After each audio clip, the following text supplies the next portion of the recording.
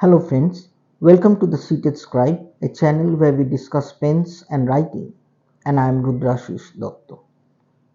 Friends, for this Wednesday's revisit series, I go to a pen from my collection which is approximately 3 years old. My Pilot Custom 74 in double broad nib has been my go-to pen in the events where I desire a broader than usual writing experience. For those of you who may not know, this pen was marketed for the first time by the Japanese pen manufacturer Pilot in 1992 to commemorate the 74th year of their founding, and the custom in the series imply Pilot's diversification into a wide variety of nib sizes and widths and colors, which took their pens almost to the point of a custom-made one at a time when pen customization in terms of varieties were still unknown in the fountain pen world. Friends, as I revisit the pen, I'll be drawing your attention to areas which bear signs of age, the reason why it is a pleasure to write with, and also comment on why the Custom 74 series remain a favorite entry-level gold nib pen among a large section of fountain pen users across the world. So friends, without any further delay, let us revisit my 3-year-old Pilot Custom 74 in double broad nib. Well friends, this is my Pilot Custom 74 in double broad nib, which is approximately 3 years old. I purchased it sometime in December 2020, and since then it has served in situations where I required a wider than usual writing experience, since I had opted for the double broad nib of this pen. Now, with regard to the exterior, let me introduce you to the body of the pen as such. This pen is a double broad nib, which is indicated by Pilot in stickers like these, and double B means double broad. So this is a double broad pen. With regard to the cap, the top end of the cap is rounded, and we have a typical Pilot clip which tapers down to its narrowest point, where we have a spherical ball attached to this end. This clip is fairly functional. It has medium stiffness. It's fairly functional, and this thin band and this clip is one metallic section. So it's not spring loaded as such, but nevertheless very functional. The pen is made of resin or plastic, if you may call it.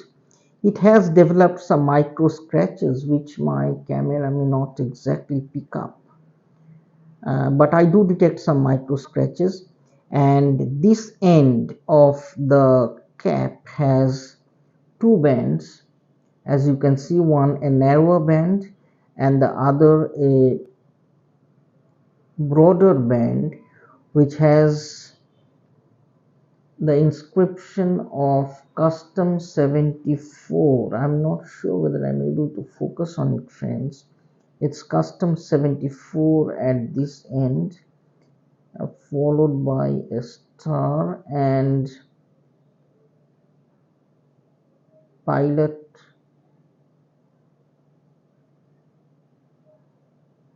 made in Japan.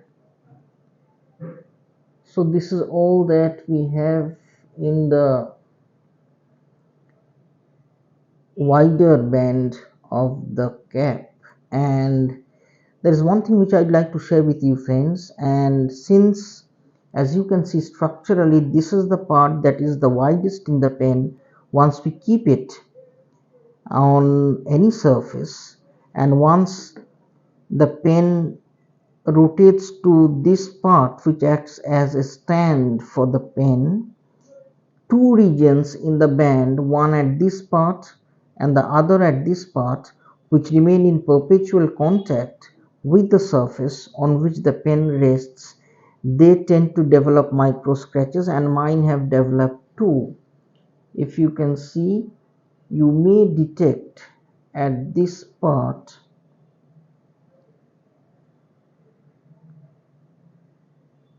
some micro scratches, since this is the part which, as you can see it here as well, this is the part which remains in the most frequent contact with the surface of any surface where the pen rests. So this is one downside with regard to a pen. However much we take care for it, there will be cases where this band, which is the widest one, will remain in contact with the surface and develop micro scratches. There is very little that we can do to avoid it if you are active users of this pen. Now with regard to the clip has the typical pilot inscription punched at the top, and that is pretty much it.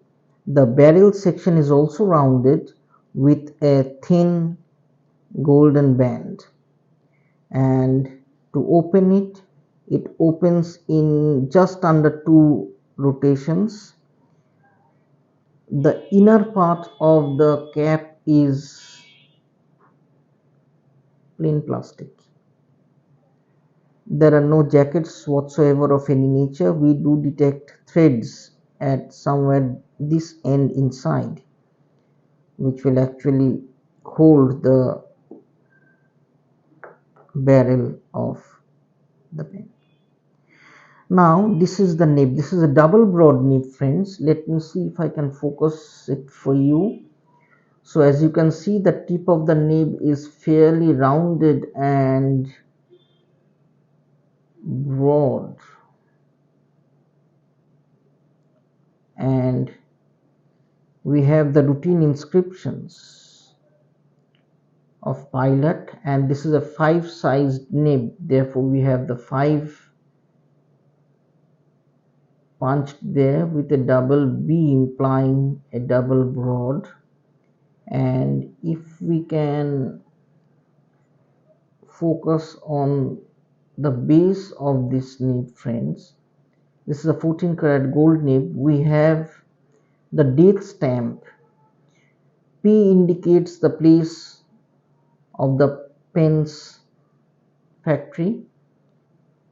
520 will indicate 5 will indicate the 5th month, that is the month of May of manufacture, and 20 is the year 2020. So it was manufactured in the month of May 2020, and I purchased it in the end of the year, that is sometime in December, if I may remember right.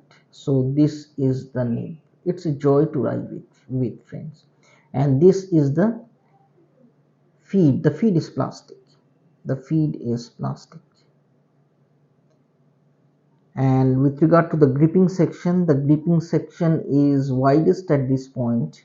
It tapers down gradually and flares up again gradually with a gold band, after which we have the threads to unlock the barrel section from the gripping section, and it opens in around 4, just under 4 rotations. There is a rubber O-ring at this part which will act as, or which acts as, some form of a cushion, and this is the characteristic Con 70 converter. It's a pump styled converter, friends. It's a pump styled converter. So this regular pumping action will draw in ink by creating a vacuum at this part, and it holds an enormous amount of ink. This Con 70 holds an enormous amount of ink, and in my case it sometimes lasted for several weeks, if not months, of active use. So this is all, and this section, the barrel section, is entirely made of plastic. or resin as they call it. So friends, I'll be inking up this pen, and to share with you one reason why I opted for a double broad is the fact that Japanese pens are usually narrower than the standard Western nib widths. So in terms of inquisitiveness, I just wanted a double broad to see how broad the broadest of a typical pilot pen can go. And I have seen in most writing circumstances, it's not as broad as a double broad would imply, and in some cases, it is as wet as a Western medium for some pen makes. So I'll be inking up this pen with Jarmin Imperial Blue and test the pen under actual writing circumstances. Well friends, I have inked up this pen with the Imperial Blue of Jarmin, and I'm now going to test this pen before the camera to give you an idea of how wet or how wide a double broad writes. Now I usually do not write posted, and therefore I am not posting this pen, but this is how the letters go.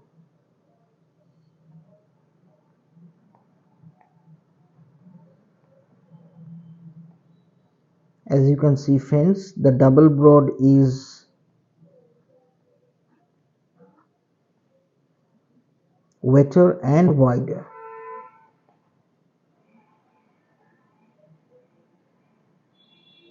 It's buttery smooth. There is no feedback of any nature that I get.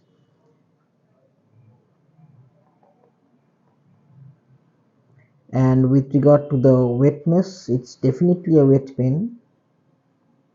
The upstrokes are slightly drier than the downstrokes, but this is how it is. And with regard to reverse writing, since the tip of the pen is absolutely round, well, the reverse writing goes on thinner, but so that is it. In reverse, the pen writes like a Western fine, but even the writing experience is just slightly scratchy, or I would rather say feedbacky, not scratchy. And so this is it. We obviously don't write in reverse, but this is meant just to judge how far the tip of the nib transfers ink on both the front and the back sections. That is the reason why reverse writing is often tested in fountain pens. So friends, as you can see, the double broad of the Pilot Custom 74 is wetter than usual and wider than usual, and we usually don't write with a double broad under usual writing circumstances, but only under special cases where wetter or wider than usual writing experience is required. But with regard to the nib or the writing experience, it's buttery smooth, no feedback whatsoever when written in an upright position, and so that is it. This may be an issue in papers which tend to feather a lot, because the amount of ink that is delivered in double broad is definitely more than a single broad or a medium, even by Japanese standards.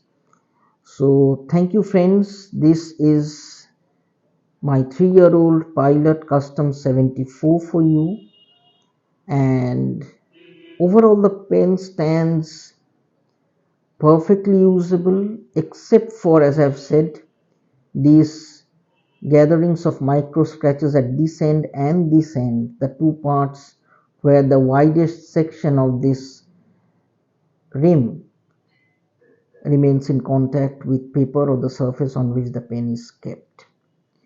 Thank you friends for watching. I'll be back with another pen and another review in a few days. Keep safe and goodbye.